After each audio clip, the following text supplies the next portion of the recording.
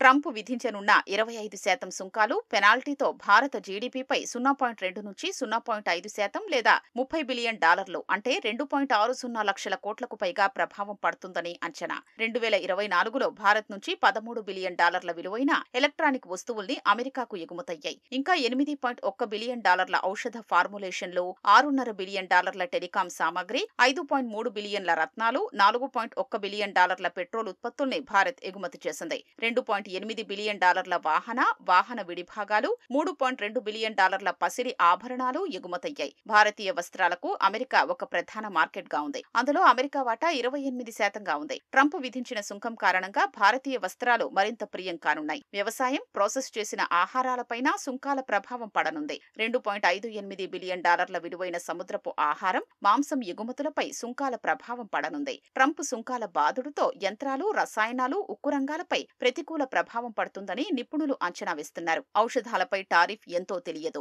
Bharat pharma ఎగుమతుల్లో America వాటా 30%గా ఉంది. సుంకాల పెంపు కారణంగా అమెరికాలో భారతీయ వస్తువులకు డిమాండ్ తగ్గి ఆ ప్రభావం ఉత్పత్తి, ఆదాయంపై పడనుందని నిపుణులు చెప్తున్నారు.